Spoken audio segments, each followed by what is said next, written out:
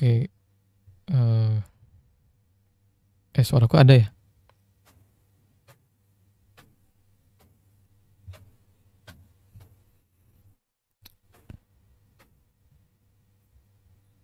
Cek. Oke, kita mulai ya. Eh Selamat malam teman-teman semuanya. Assalamualaikum warahmatullahi wabarakatuh. Em, Terima kasih pada yang sudah hadir, teman-teman yang sudah hadir.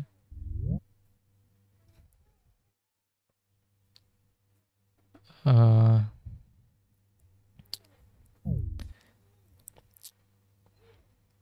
Seperti biasa, ya seperti biasa kita ini dulu review progres. Di sini cuma Mas Rusandi ya yang belum, dan sayang sekali cuma bertiga. Apa ada yang mau ditanyakan, Mas Rusandi?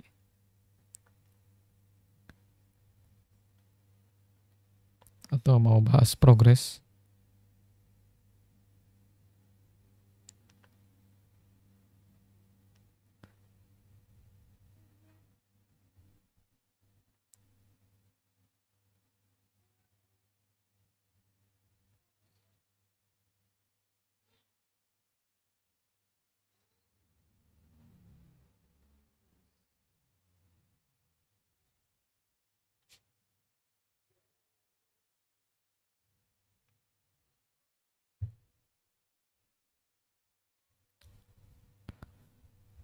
Uh,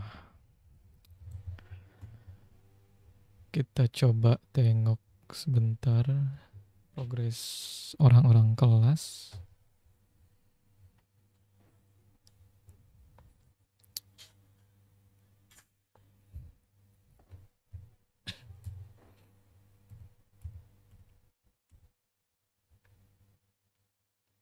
Ini Mas Rusandi AFK. Uh,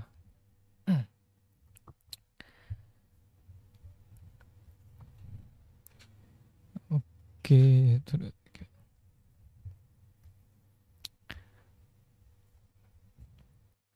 ini emang progresnya pada stagnan sih. Pada stagnan kecuali dua orang kira-kira, Rusandi sama Egal Assegaf deh kayaknya. Atau mungkin tiga nih sama Fazri Al-Zikri. Sisanya nggak ada perubahan, bahkan ini ada Amanda ini udah 97% dari seminggu atau 2 minggu kemarin kayaknya, tapi belum ada pergerakan lagi. Harusnya sih ini sebelum soal deh kayaknya. Entah kenapa. Ini Zafira Marvelia juga udah dari kapan nih? Dia mungkin salah satu yang pertama lolos submission 1, tapi sampai sekarang belum gerak lagi.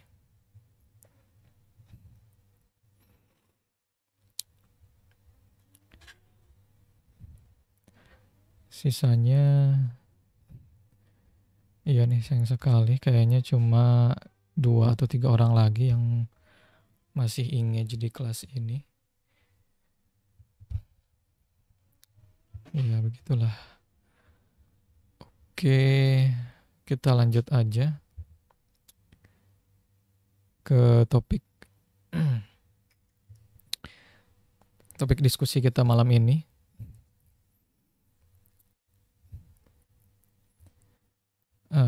Ada tim collaboration. Oh, kita pindah dulu. Sorry. Oh, belum ini ya, belum share.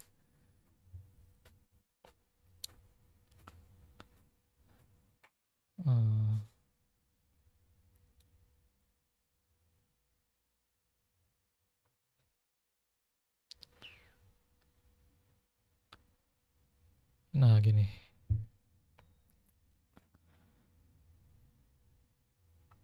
Tim collaboration.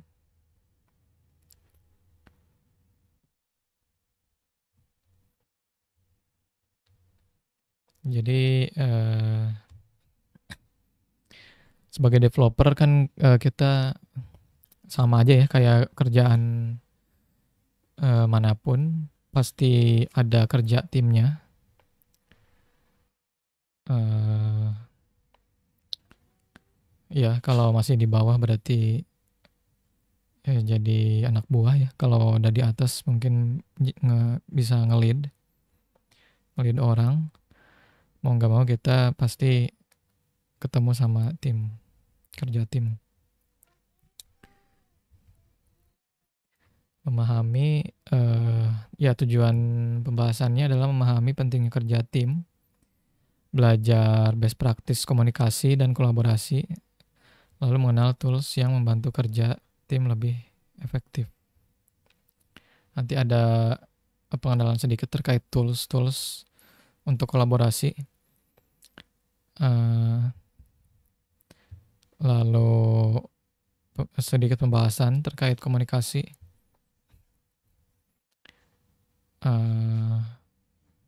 Lalu ya pentingnya kerja tim sebagai software engineer.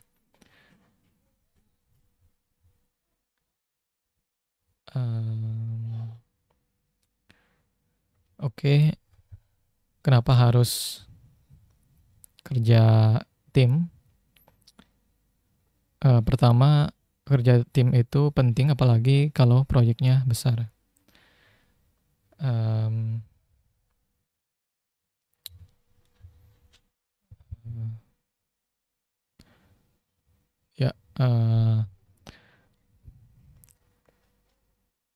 Lalu kolaborasi artinya kalau kita berkolaborasi artinya kita bisa kerja lebih produktif dan lebih efisien.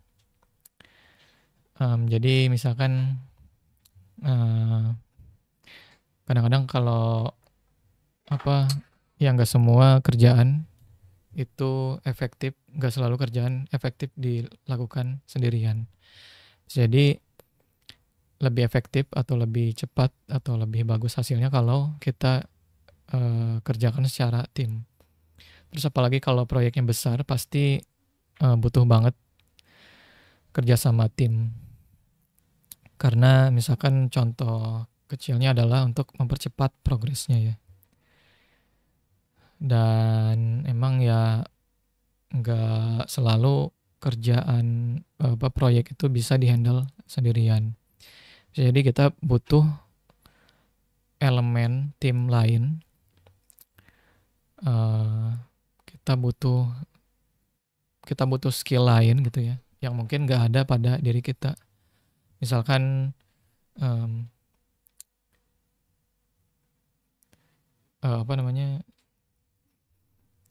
misalkan kita orang front end, mungkin kita nggak terlalu jago di back end ya. Jadi mau nggak mau kita harus kerjasama sama orang back end. Terus mungkin kita orangnya nggak suka ngetes, nggak suka testing, atau kurang teliti misalkan. Berarti kita butuh orang yang jago testing. Misalkan kayak QA manual atau QA engineer. Terus membantu mengurangi kesalahan dan meningkatkan kualitas kode. Ya tentunya gitu ya, karena biasanya banyak orang, banyak kepala, banyak masukan ya, banyak insight gitu.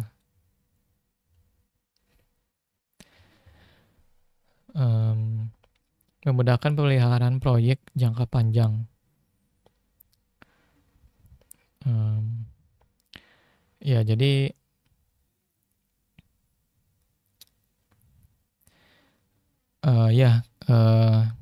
jadi kalau kerjaannya dilakukan secara sendirian, maka bisa acak-acakan atau gimana ya. Jadi kurang terpelihara. Kalau kerja sama dengan tim, maka bisa penyelesaian bisa dibantu ya. Atau misalkan kayak dokumentasi atau yang ngerjain ya bahkan mungkin teknis lain,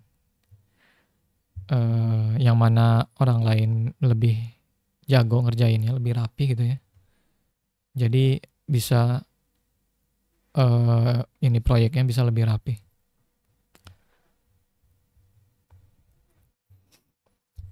Terus ini adalah salah satu beberapa role yang ada di development atau biasanya ada di pembuatan aplikasi. Misalkan front end developer, contohnya kita ya, fokus di UI UX dan interaksi pengguna.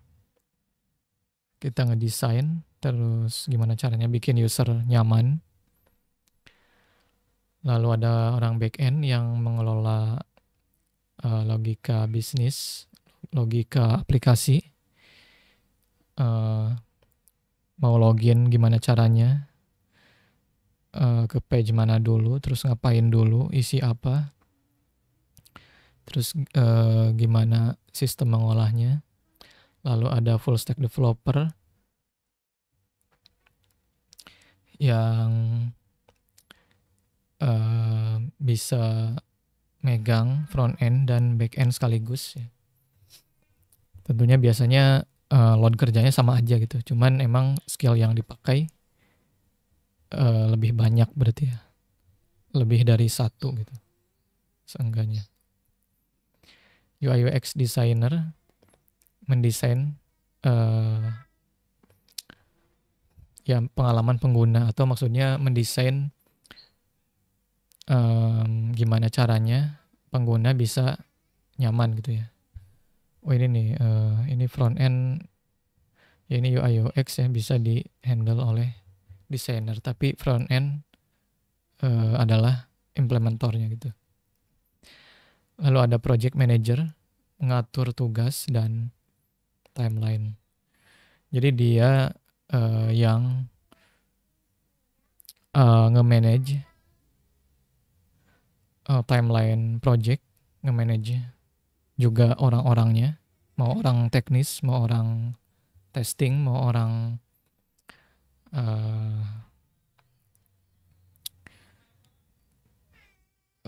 analis misalkan, dan lain-lain ya. Ini biasanya reportnya ke project manager. Kalau scope-nya soal project. Kalau scope-nya di technical mungkin ada lagi atasannya ya. Jadi atasan teknis. Misalkan technical manager atau technical lead. Lalu ada QA tester, ini ya tukang ngetes ya. Tukang ngetes aplikasi. Walaupun dia sebenarnya tukang ngetes, bisa jadi kalau ada aplikasi ada bugnya terus lolos sampai production, biasanya sih nggak melulu nyalahin dia ya, karena ya banyak ininya ya, banyak faktornya. Bisa jadi ya satu tim semuanya bertanggung jawab. Ini kunci dari kolaborasi yang baik. Ini udah pernah kita bahas. Salah satunya adalah komunikasi ya. Di komunikasi gunakan bahasa yang jelas dan lugas. Hindari istilah teknis yang berlebihan, apalagi ke orang awam ya. Jadi emang kan kita juga bagusnya kalau ngomong ke orang itu disesuaikan ini orangnya orang teknis atau bukan gitu ya. Kira-kira dia ngerti nggak dengan apa yang kita omongin gitu ya. Terus active listening, dengarkan dulu sebelum merespon. Jadi bukan cuma memahami, bukan cuma nyimak, tapi juga memahami. Dan ya, kita jangan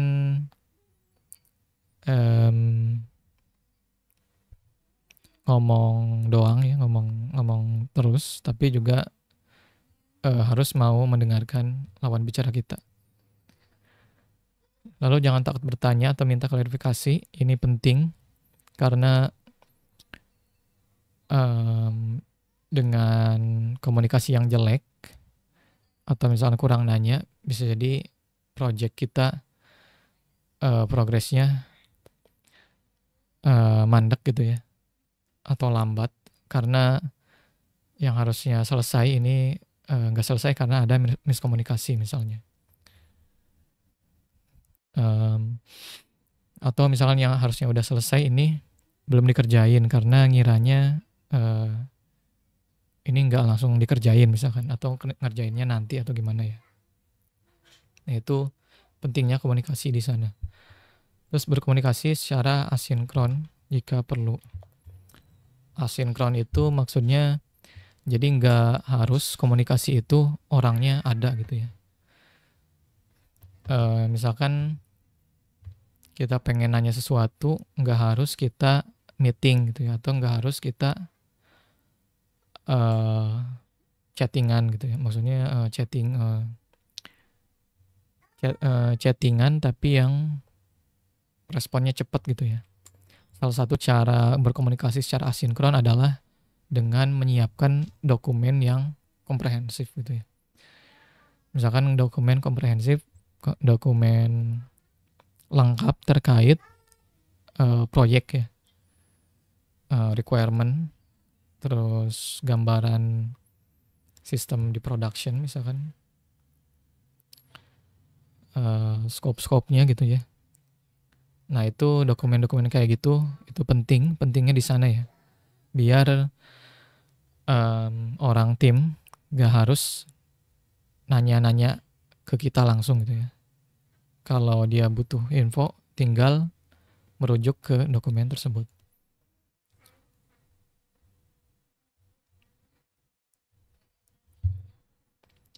Lalu ada alat-alat yang bisa bikin kolaborasi kita lebih baik. Di antaranya adalah version control. Ini udah jadi wajib ya, apalagi untuk programmer zaman sekarang. Kayaknya jarang sekali orang programmer sekarang yang nggak pakai version control. Contohnya ini ya, Git. Ini Git harusnya ya.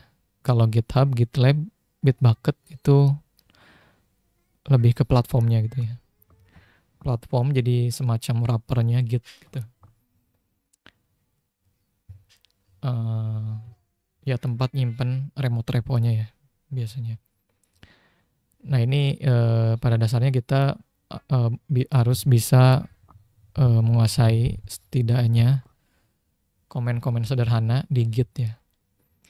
Kalau GitHub, GitLab, Bitbucket itu ya bisa dipelajari lewat interface-nya aja gitu. Kayak kalau Git itu seringnya sih butuh belajar komennya langsung. Walaupun kayak misalkan di Visual Studio Code itu ada extension yang bisa menggambarkan atau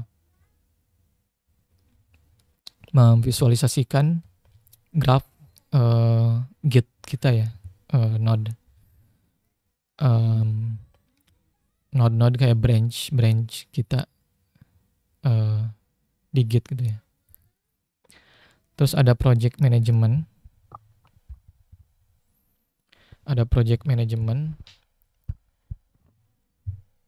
Contohnya Jira, Trello, ClickUp, Notion ya. Ini untuk nge-manage project, manage tugas, progress, biar lebih enak dilihat, biar lebih kelihatan ya. Karena kadang-kadang data kalau penyajiannya kurang bagus, kadang-kadang kita bacanya nggak enak dan bisa jadi banyak informasi yang terlewat. Kalau misalkan pakai tools kayak project management ini bacanya lebih enak ya. Jadi nggak ada lebih dipastikan, lebih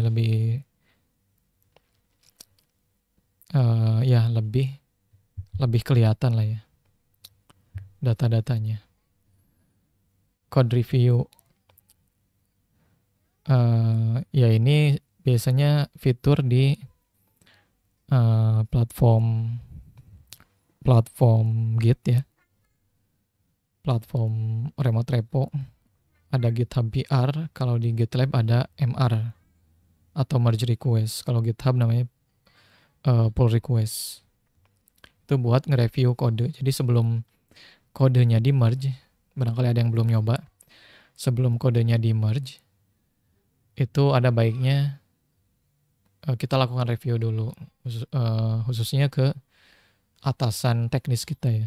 Misalkan lead developer minta masukan apakah ada yang perlu diperbaiki, ada yang kurang, ada kode yang nggak efektif, dan ada kode yang berantakan atau bahkan algoritmanya berantakan yang bisa bikin kode kita performanya jelek gitu ya, dan semacamnya ya, biar kodenya tetap bagus.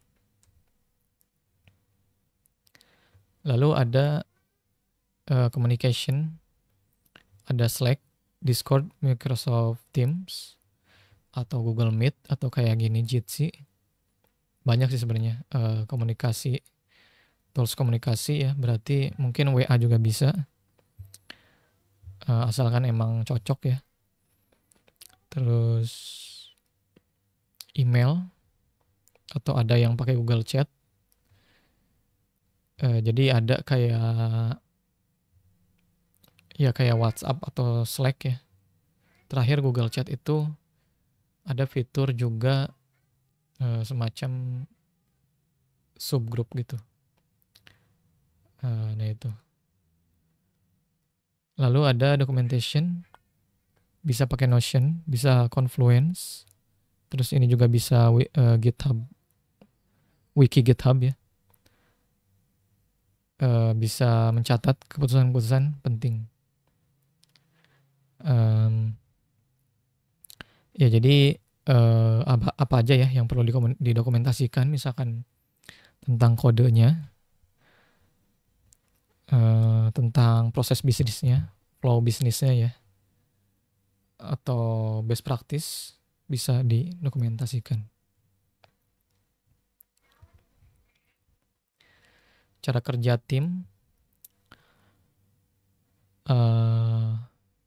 cara kerja tim dengan Git ya. Jadi di Git itu biasanya cara kerjanya gini.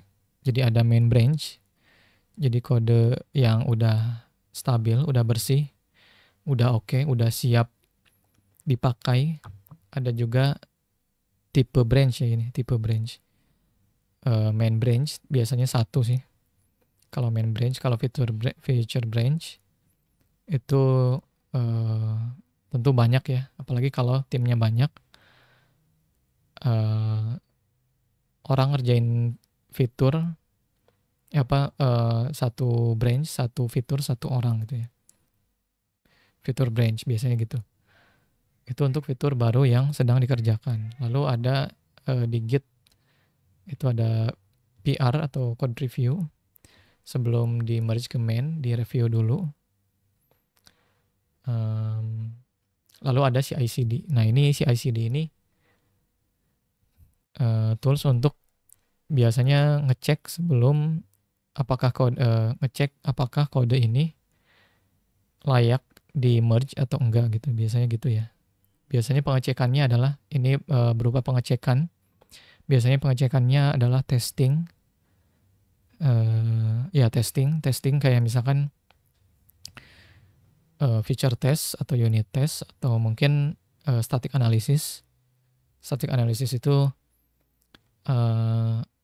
analisa kode ya. Ada kode yang error atau enggak. Terus satu lagi itu selain static analysis itu apa ya? Oh ini linting ya kalau nggak salah. Jadi apakah style kodenya sesuai standar yang sudah ditentukan atau enggak ya. Kalau linting biasanya bisa dibenerin langsung sama botnya. Kalau yang lain biasanya butuh kita yang ngebenerin manual. Kalau ada yang salah. Kalau ada yang enggak passing. Cara melakukan code review tentunya fokus pada kualitas biasanya emang tujuannya kan agar kodenya berkualitas ya, berkualitas tinggi sesuai standar yang sudah ditentukan dengan tim, bukan dengan sendiri aja ya. Lalu kalau perlu kasih komentar, kalau enggak juga nggak apa-apa. Yang penting biasanya kodenya mudah dibaca. Terus cek best practice ya, best practice, cek standar coding, khususnya standar keamanan. Lalu kalau ada alternatif cara yang lebih bagus dalam penulisan kodenya, bisa disampaikan. Bisa kasih review atau kasih masukan dan kasih masukannya bisa langsung di GitHub PR atau GitLab MR itu ya. Jadi nggak harus misalkan di grup chat project atau misalkan di Japri ya, di DM di chat, nggak harus. Jadi bisa langsung nge-review di sana, karena di sana juga kita bisa nunjuk langsung baris per baris kodenya ya. Misalkan di baris 32 nih, di sini ada kode yang berpotensi bermasalah. Bisa kita tambah komentar atau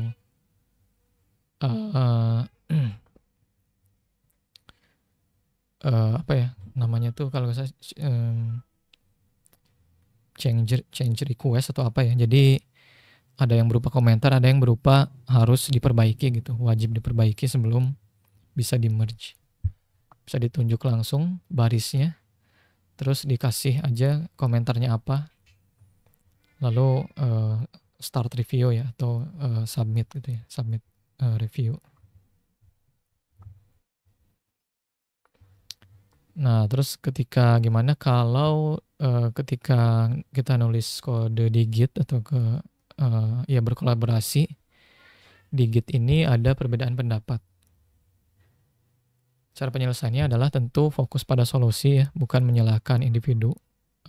Gak boleh nyalah-nyalahin orang lain, nyalah-nyalahin teman setim, karena itu juga bisa merenggangkan kerja sama tim juga ya. Ujungnya jadi ya ngambek gitu ya. Terus ya pokoknya jelek lah ya. Pastinya biasanya masukan-masukan ketika kerja itu masukan-masukan yang membangun biasanya. Dan kalau dikasih masukan pun idealnya jangan marah gitu ya. Coba pikirkan baik-baik, barangkali memang niatnya baik gitu ya. Niatnya memang ngasih masukan. Lalu gunakan data atau best practice sebagai dasar argumen. Jadi biar nggak kerasanya memaksakan pendapat sendiri, silakan coba untuk ngasih data berupa misalkan best practice-nya ya, sebagai dasar argumen nih. Atau misalkan praktek rekomendasi dari dokumentasinya misalkan. Kayak gitu. Karena kadang-kadang ada fitur yang ada dibuat tapi tidak direkomendasikan untuk dipakai misalkan. Dan ternyata ketika direview itu masih memungkinkan untuk diganti oleh alternatifnya misalkan. Nah itu bisa jadi bahan review gitu. Lalu berpikir terbuka. Nah tadi ya, jadi ketika kita dikasih saran itu jangan close minded atau misalkan denial atau nolak gitu ya. Kadang-kadang kan ada aja ya yang kayak gitu ya. Bahkan di skala pemerintahan pun kadang-kadang kayak gitu ya. Dikasih masukan, pejabatnya dikasih masukan oleh rakyatnya, tapi dia sendiri malah nggak terima gitu. Disangkanya itu cuma haternya doang gitu. Padahal emang kenyataannya rakyat sengsara gitu istilahnya. Ya gitulah. Gunakan diskusi secara profesional, bukan emosional. Jadi Ya, balik lagi ke tadi ya, ini mirip-mirip. Jadi diskusinya selalu profesional. Jangan mengedepankan perasaan kita. Mungkin bisa jadi perasaan doang gitu ya. Mungkin penyampaiannya kurang enak atau apa. Karena kadang-kadang komunikasi sama orang pun dipengaruhi oleh dari mana dia berasal gitu ya, atau gimana kebiasaan di tempat dia, atau di circle dia, atau di wilayah tempat dia tinggal gitu ya, atau sukunya mungkin ya. Jadi silahkan menyesuaikan saja kalau diskusi. Kolaborasi dalam coding, nah ini ada yang namanya pair programming. Jadi ada orang yang nulis kode, terus ada satu orang lagi yang mengoreksi secara real time. Ini teknik kolaborasi dalam coding. Jadi coding nggak harus sendirian, bisa jadi berdua gitu ya. Yang mikir berdua, misalkan sambil ditunjuk-tunjukin nih, ini coba ke sini, ini kayaknya bisa di-improve deh. Atau misalkan menurutmu flow kayak gini bagus nggak? Atau misalkan pakai function ini bagus nggak? Atau kira-kira ada cara yang lebih baik atau enggak? Nah itu kan bisa bertukar pikiran secara langsung. Mungkin ini lebih enak kalau on-site ya. Kalau bisa ketemu secara fisik, tapi secara online pun nggak menutup kemungkinan ya bisa ya. Karena kan ya kita kayak gini ya, kita juga mungkin dari belahan Indonesia mana ya, tapi masih bisa ngumpul gitu ya, masih bisa kayak gini. Mungkin ada satu orang yang share screen kayak gini, sambil ngoding, terus sambil orang lain lihat codingannya, sambil ngasih masukan ya. Atau barangkali sekalian kayak misalkan dibikin kayak team viewer gitu, jadi orang bisa langsung ngambil alih secara langsung gitu ya. Atau yang mungkin cuma nunjuk-nunjuk kayak gini doang gitu. Ada satu orang yang share screen, lalu orang lain yang ngasih masukan gitu ya. Nah ini ya, secara real time khususnya ya. Oke, kita ada di akhir materi. Kesimpulannya adalah kolaborasi itu penting dalam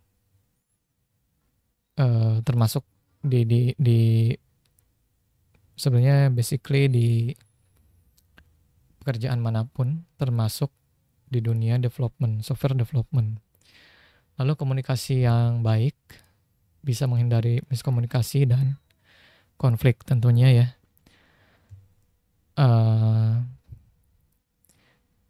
Karena miskomunikasi dan konflik ini bisa mengurangi produktivitas kita, membuat tim kita renggang. Maka dari itu komunikasi yang baik itu penting.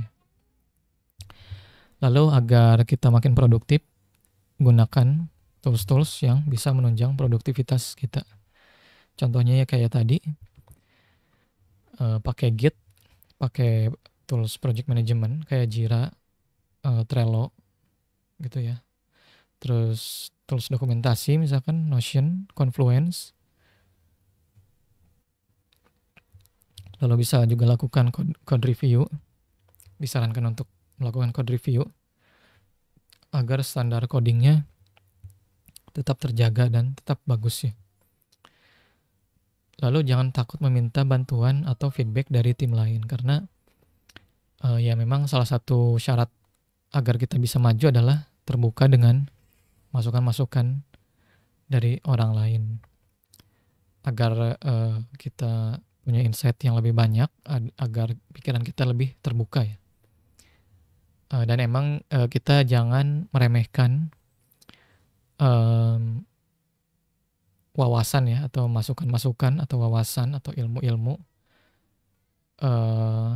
karena itu bisa membuat pikiran kita lebih terbuka gitu ya. Kalau pikiran kita terbuka, banyak potensi-potensi yang bisa kita gali, yang bisa kita angkat, yang bisa kita manfaatkan, atau apa tadi ya? Ya pokoknya banyak potensi yang bisa muncul ya, atau bahkan bisa kita garap istilahnya. Oke, mungkin sampai sana aja ya diskusi kita malam ini terkait kolaborasi tim. Silakan barangkali ada yang mau bertanya tentang materi atau tentang kelas, progres kelasnya.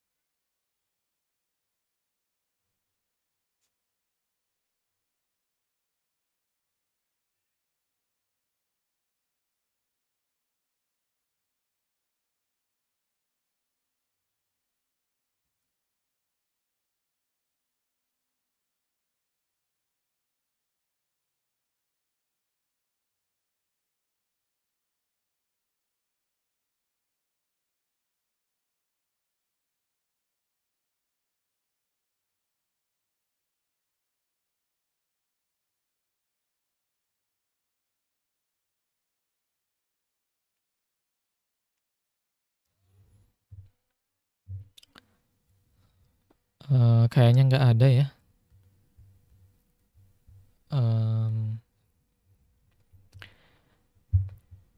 Mungkin aku cukupkan aja.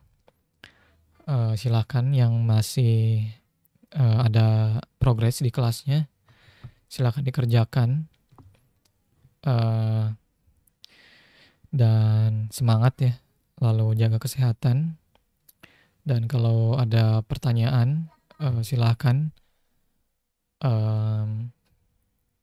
bisa cari dulu sendiri, bisa cari di platform Decoding, atau mungkin bertanya di grup WA kita ya.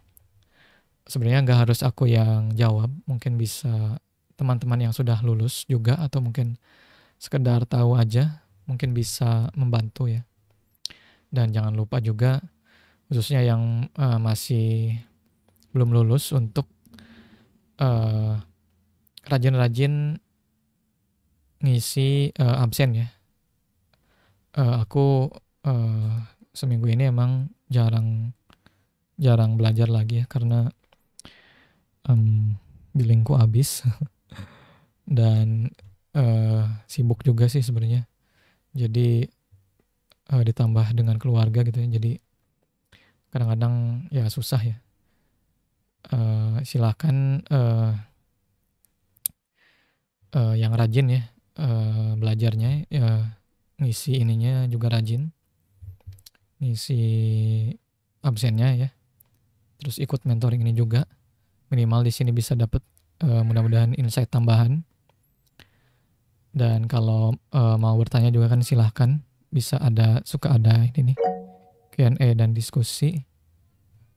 Silakan Mas Nur Rahman, ada yang mau ditanyakan? Oh iya Kak, izin bertanya Kak. Ya, Kalau silakan. misalnya apa ya, kita itu belajarnya nggak cuman di decoding aja itu, terus kita daily aman ya Kak? Kita apa? Kalau misalnya apa ya, kita belajarnya dari lain gitu loh Pak, selain decoding, terus kita ikut Sorry daily. Mas, apa? Apa? Ini Kak, kalau misal kita belajarnya selain dari decoding gitu loh Kak. Oh iya. Nah, terus kita ikut daily, aman ya Kak? Oh, sebenarnya kalau bisa belajar kelas ya. Cuman ya udahlah. Mungkin yang udah lulus juga, aku juga bingung sih. Ya udah bisa boleh belajar di tempat lain tapi ikut daily boleh. Tapi kalau yang masih ada progres kelas belum lulus, maka harus belajar kelas di coding yang kita sekarang ini. Kalau yang udah lulus, silakan bisa belajar di tempat lain terus ngisi daily.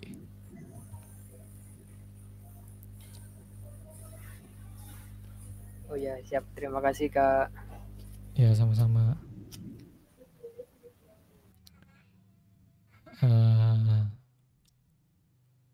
Oke, kayaknya aku cukupkan saja. Oh ini ya, coba teman-teman nyalain kameranya. Kita coba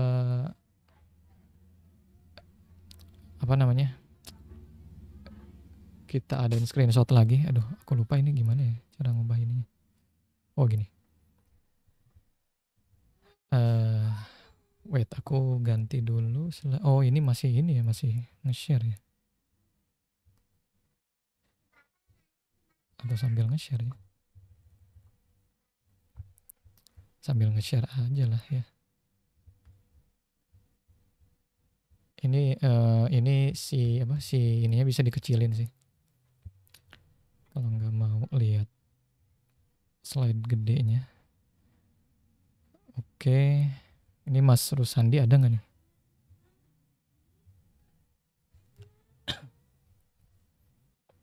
Oh ada.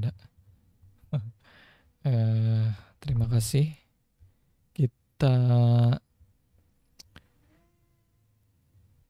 Aku screenshot. Wait.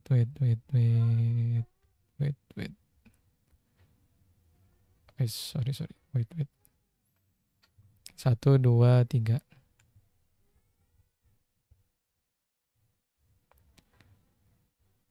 Oke. Udah. Oke, terima kasih kepada teman-teman yang sudah hadir.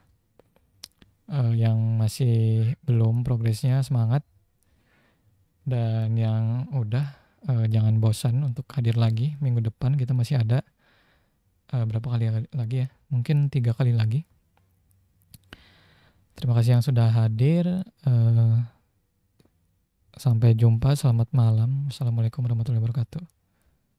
Malam, jaga kesehatan.